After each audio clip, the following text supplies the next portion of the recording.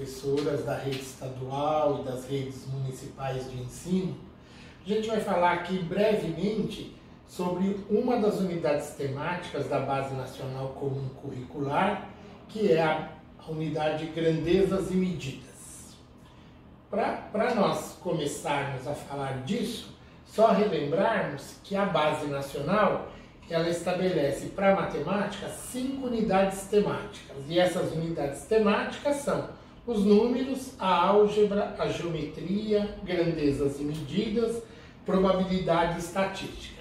Nós vamos fazer uma pequena discussão sobre grandezas e medidas. Para nós iniciarmos esses nossos comentários, vamos aqui pegar uma parte da BNCC em que ela vai falar especificamente sobre as grandezas e medidas. E a expectativa, segundo a BNCC, é que os alunos reconheçam que medir é comparar uma grandeza com uma unidade. E para eu expressar essa comparação, para eu expressar o resultado dessa comparação, eu vou precisar de um número e obrigatoriamente de uma unidade de medida. Essa unidade de medida pode ser padronizada ou pode ser não padronizada. Mas só o número isoladamente ele não tem significado. Eu preciso do número e dessa unidade de medida. Também encontramos no texto da BNCC, sugere-se que esse processo seja iniciado utilizando preferencialmente unidades não convencionais para fazer as comparações e medições, o que dá sentido à ação de medir, evitando a ênfase em procedimentos de transformação de unidades convencionais. Então, a expectativa que nós temos para esses nossos alunos e alunas dos anos iniciais é que as crianças se apropriem dessa habilidade de estimar, de medir, de comparar, e vão expressar esses resultados, salientando mais uma vez, por meio de um número e por uma unidade de medida. Quando nós vamos para a base, só para dar uma pequena passadinha, no primeiro ano, a base fala em comparar comprimentos, capacidades ou massas, utilizando termos como mais alto, mais baixo, mais comprido, mais curto. Indo para as habilidades dos demais anos, nós vamos praticamente encontrar sempre esses verbos: estimar, medir e comparar. Aqui eu estou apresentando uma habilidade relativa a comprimento. Mas se nós formos nas massas, nas capacidades, nas temperaturas, vai aparecer sempre a colocação desses verbos. Eu preciso estimar, eu preciso medir, eu preciso comparar. Aqui no terceiro ano, estimar, medir e comparar. No quarto ano, medir e estimar. Tá? Depois, no quinto ano, a gente já tem resolver e elaborar problemas. E no quinto ano eu não encontro mais esses verbos, mas também seriam importantes ser desenvolvidos. Para a gente fazer uma pequena discussão, o que é uma grandeza e o que significa medir. Já falamos um pouquinho, Medir significa comparar. Agora, o que é uma grandeza física? Uma grandeza física é tudo que pode ser medido. E medir significa comparar uma quantidade de uma grandeza física com outra de mesma natureza. O que significa isso? Para eu medir um comprimento, eu preciso fazer uma comparação com um outro comprimento. Eu não vou comparar comprimento com área, não vou comparar comprimento com temperatura, assim por diante, Preciso de elementos da mesma natureza. E a medição é o processo de determinar experimentalmente um valor numérico para uma característica que possa ser atribuída a um objeto ou a um evento. No estudo dessa unidade temática, é importante nós estarmos atentos a 3 pontos. Primeiro, deve haver clareza sobre o que será medido. Eu vou medir uma massa?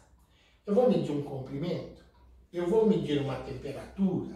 Eu vou medir uma área?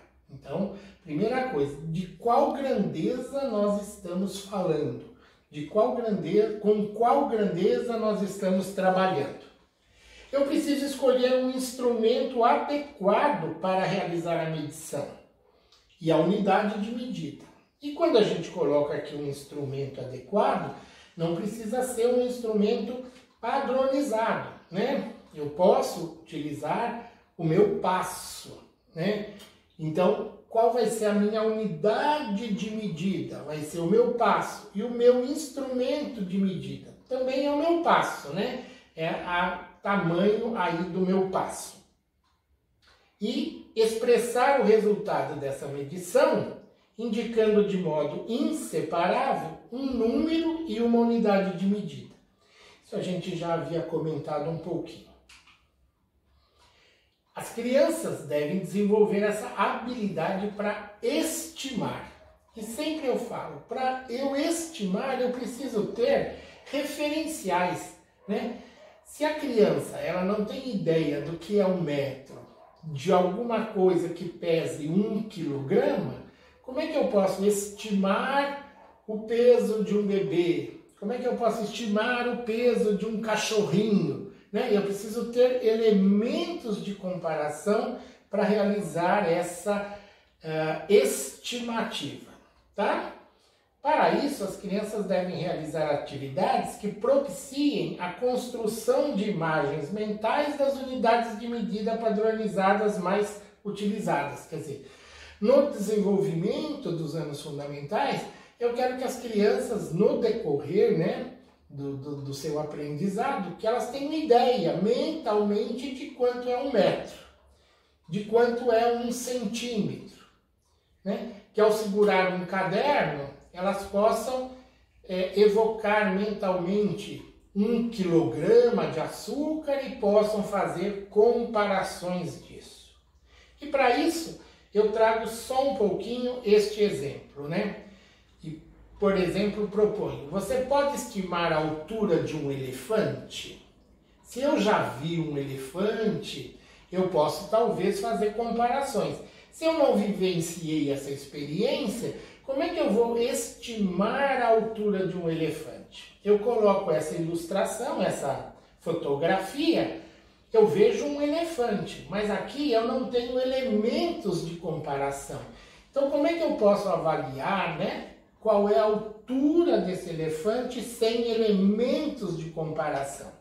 Agora, quando eu vejo essa outra imagem, aqui eu já posso ter uma ideia de qual é a altura desse elefante se eu comparar com a altura do homem, né? Aqui é um homem relativamente grande, vamos supor que esse homem eu possa estimar que a altura dele seja de 2 metros, aí eu posso dizer que eu tenho para o elefante a altura do homem e talvez uma metade a mais da altura do homem. Se eu digo que a altura do homem está em torno de 2 metros, a altura desse elefante deve se aproximar de 3 metros. Quer dizer, é fundamental nós estarmos trabalhando com as crianças essa questão da estimativa, e para que eu possa estimar, eu preciso ter elementos de comparação. Se eu mostro essa ilustração para as crianças, e se eu perguntasse qual é o comprimento e qual é a massa do beija-flor? Se eu já vi um beija-flor, pode ser que eu possa dizer qual é o comprimento dele, avaliar, estimar esse comprimento. Se eu nunca vi, eu precisaria de elementos de comparação. Aqui eu coloquei esta flor. Se eu também não tenho vivência e não conheço essa flor, ela também não servirá para mim de elementos de comparação. Eu posso dizer assim, o tamanho do beija-flor, puxa, é aproximadamente o tamanho desse caixinho, desse cacho de flores aqui, ou um pouco menor.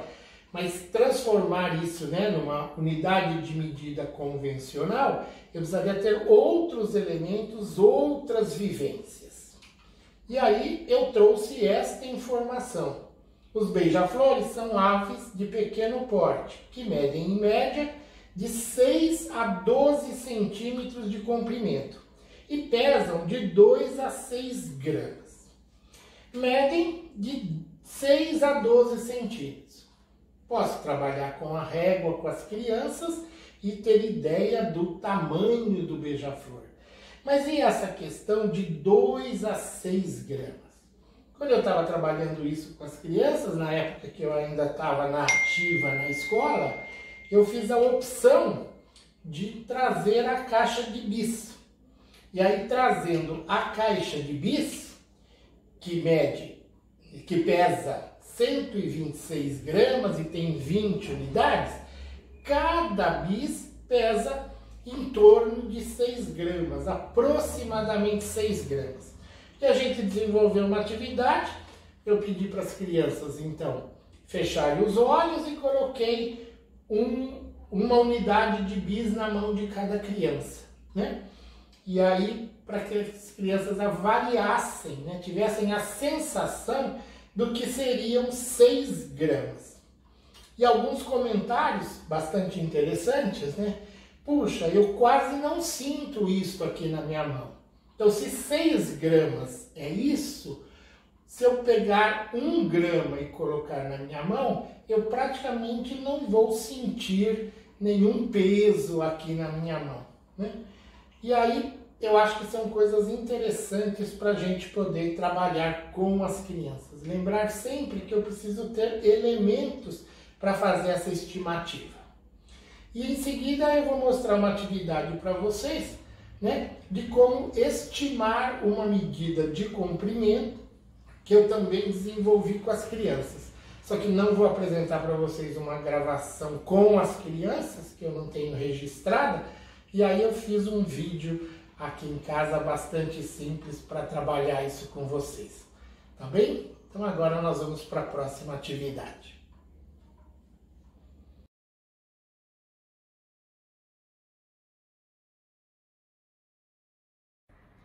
Conforme nós já comentamos, o importante para fazer uma estimativa é eu ter algum elemento de referência.